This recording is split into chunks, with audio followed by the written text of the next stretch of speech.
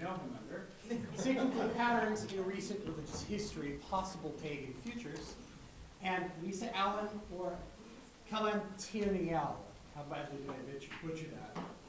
She's here, so we're wrong. The continuing of widening, diversified growth of paganism. Here, Dave.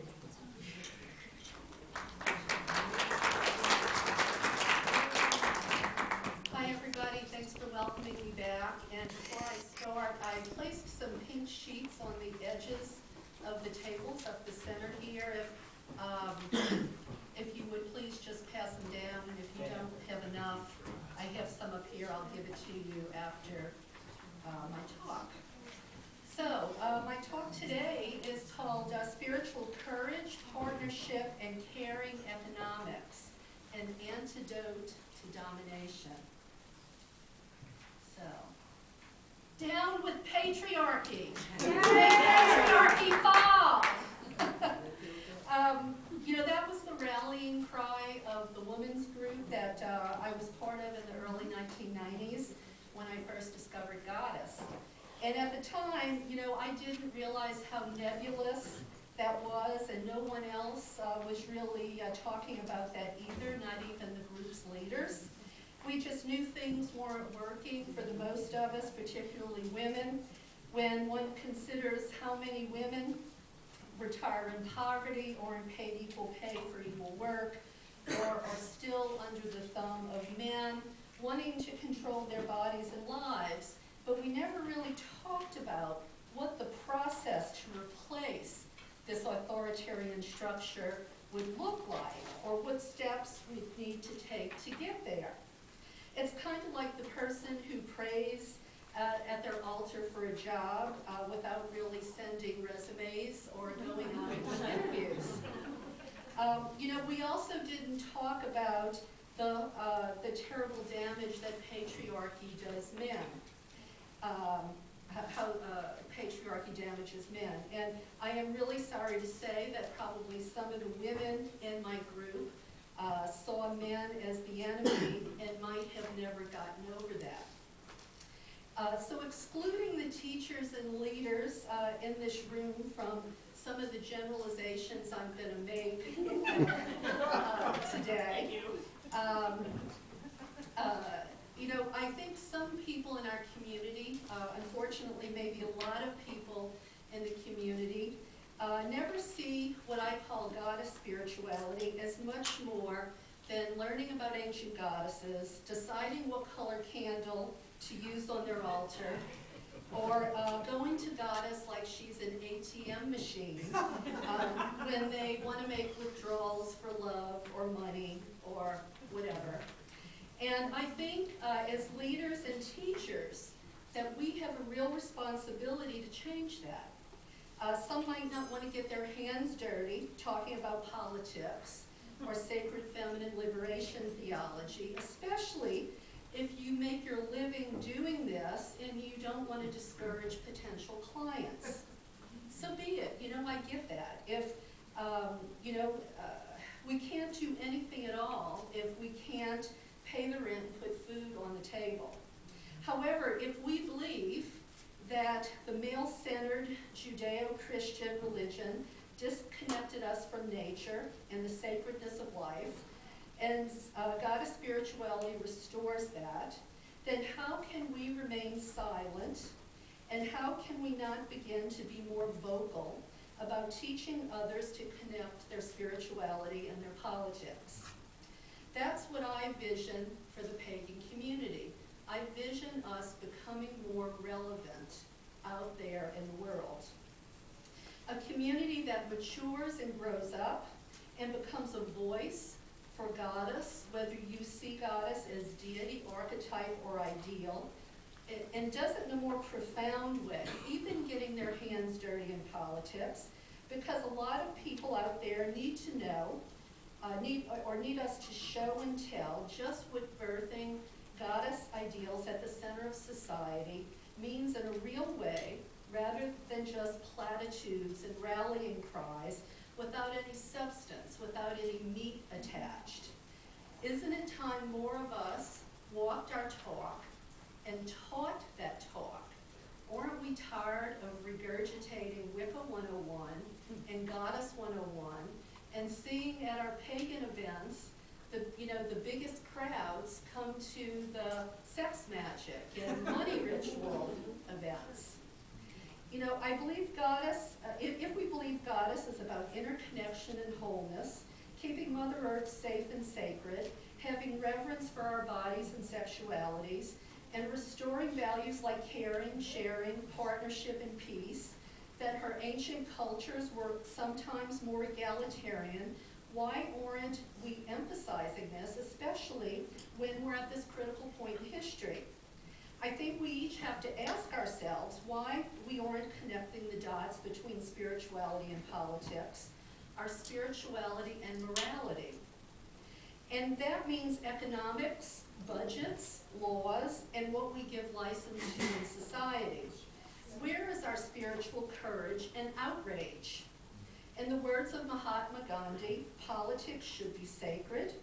As Marianne Williamson advocates, this isn't just about politics either.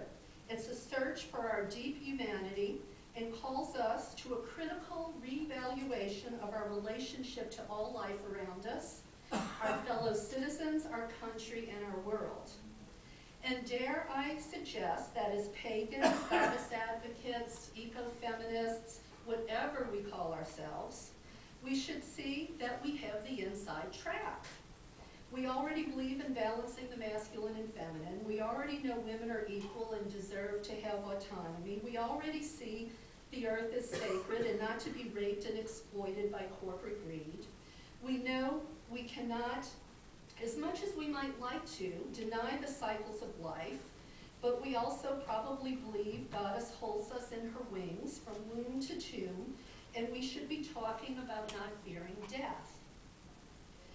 I fortunately found Rianne Eisler, author of Chalice and the Blade, and Merlin Stone, author of When God Was a Woman, early on.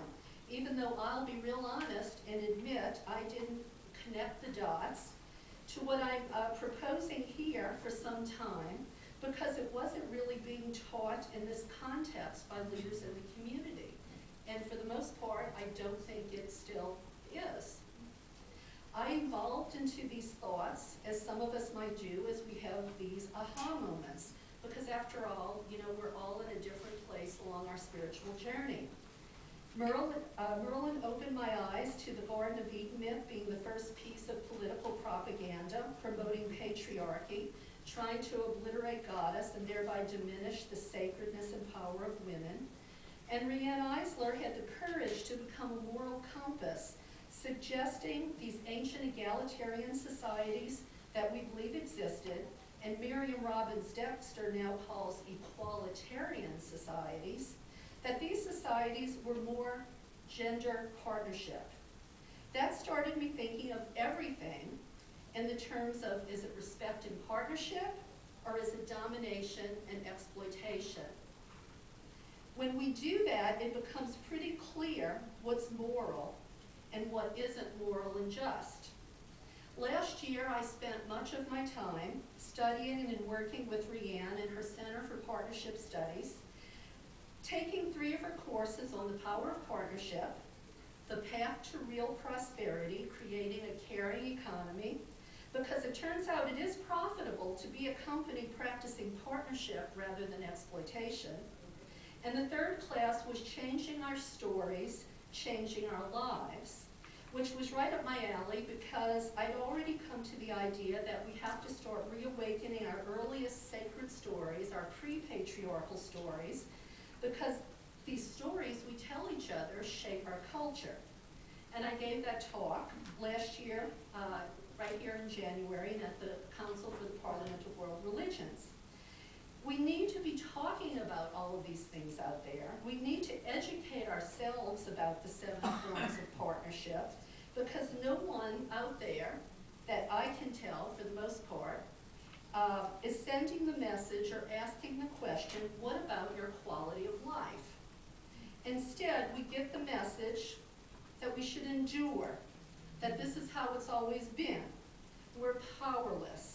And it's even noble to suffer and sacrifice and heaven forbid, don't tax the wealthy job creators.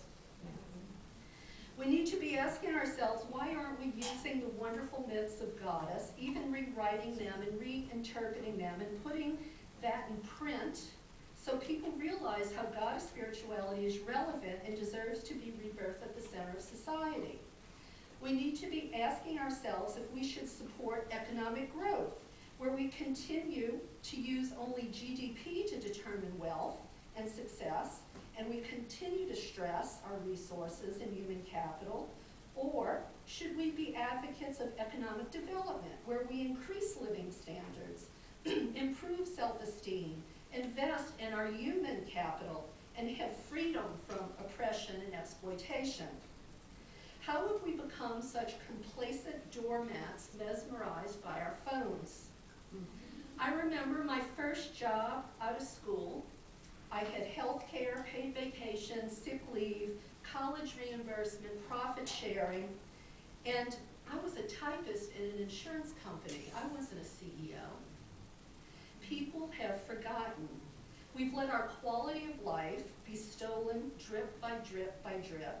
We've let ourselves be divided and separated rather than see we all want and need the same things for the most part and should be looking out for the common good. It's like we have collective amnesia. So I'm here today to call upon our academics and leadership to be the brave and insightful cognitive minority and grow our community into the cognitive majority. If we want a better world, we have to work for it. When we talked about the 100th monkey or the morphic field theories or paradigm shifts, giving patriarchy and predator capitalism the boot, did we think it was going to be easy and the powers that be would roll over and place it in our lap because we prayed for it or did ritual or just meditated on it? No, we also have to educate the next generation of goddess advocates about spiritual courage and spiritual morality and how goddess as deity archetype and ideal is the poster girl they can have with them on their altar and in their protest march and certainly in the voting booth. I'm convinced we are right now living in that paradigm shift. The ugly we see out there is what it looks like to start changing the world, one step forward and two steps back. And as energy practitioners who also believe our thoughts create our reality, that what we put out comes back to us threefold, then let's start acting like we believe it.